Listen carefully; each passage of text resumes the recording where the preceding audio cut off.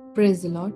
आज का वीडियो है मन्ना के ऊपर। हम सब जानते हैं निर्गमन की पुस्तक उसके 16वें अध्याय में किस प्रकार से वचन हमें सिखाता है और बताता है कि परमेश्वर ने उन्हें हेवनली फूड दिया, आसमानी भोजन दिया, और उस भोजन को इस्राएलियों ने नाम दिया मन्ना। मन्ना का हिब्रू वर्ड है मन, मीन्स यह क्या है ना।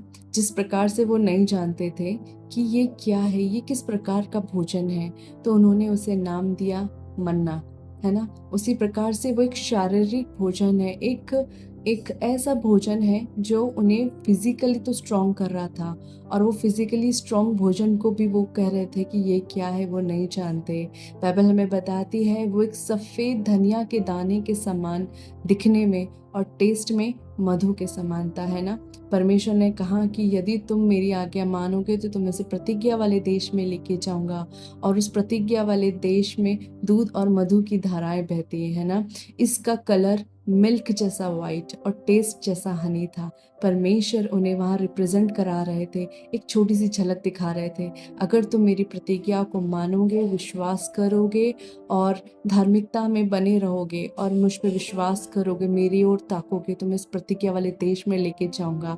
और मैं आपको बताना चाहती हूँ प्रियो, उस देश में परमेश्वर ने उनके लिए भली और बहुत सारी अद्भुत बातों को रखा था, लेकिन आज्ञा न मानने के कारण 40 साल वो वहाँ रहे, उस जंगल में रहे, उस जंगली दरख्तों में रहे, लेकिन परमेश्वर ने अपना साथ उनके साथ नहीं छोड़ा। परमेश्वर ने अपनी उपस्थिति को उनके साथ बनाए रखा, और परमेश्वर ने उनको 40 साल वो मन्ना दिया। अब मैं आपको एक क्वेश्चन पूछना चाहती हूँ, जिस प्रकार से वो जानकर भी नहीं जानते थे कि वो मन्ना जो फिजिकली भोजन क्या है, उसी प्रकार से क्या उस मन्ने को जो आत्मिक भोजन है, जो स्वयं यीशु मसीह है, आज भी क्या हम उसको कहते हैं कि यह क्या है? क्या उसकी शिक्षा को हम नहीं समझ पा रहे हैं? क्या उसको हम नहीं जान पा रहे हैं?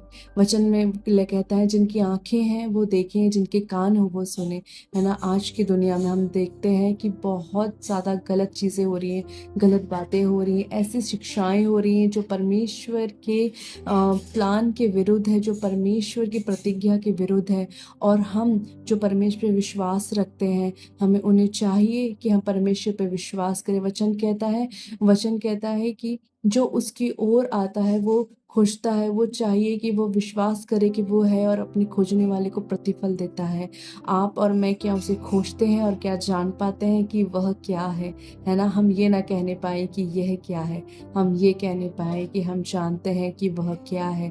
वो जीवन का दाता है, वो शांति का दाता है, वो अद्भुत मसीहा है, वो ऐसा परमेश्वर है जो हमें पापों की कीट से, दलदल से निकालता है, और वह हमें प्राण को अधोलोक से बचाता है।